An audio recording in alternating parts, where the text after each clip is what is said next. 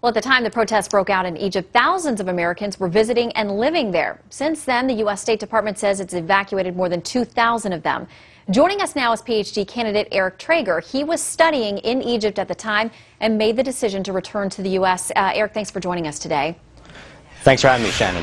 All right, I've read some of your accounts, amazing experience that you have lived through. Tell us a little bit about what you experienced as things started to heat up.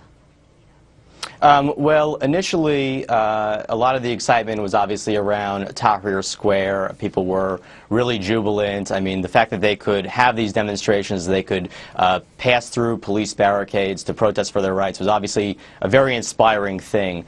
Things really turned around on, I would say, Friday, January 28th. That was the Angry Friday protests following the Friday prayers at mosques.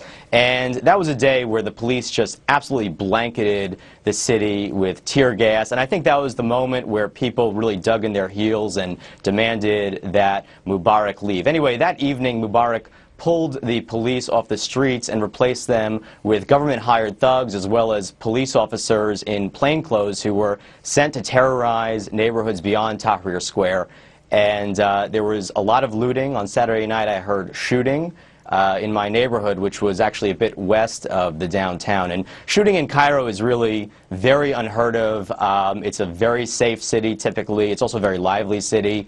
And the city just really shut down. And to combat the looting, the people of Cairo organized neighborhood watch groups. But these neighborhood watch groups were essentially teenagers and even people who looked to be, I don't know, 10 to 14, carrying guns, swords, broomsticks.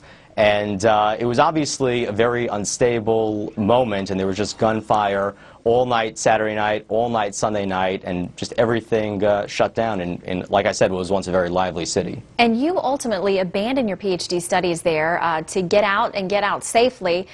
In your experience, having been there on the streets, what do you think was the initial motivating factor, or who was in leadership in the protests as they initiated? And are you worried now that there may be other factions that are going to capitalize or take advantage of what's happening?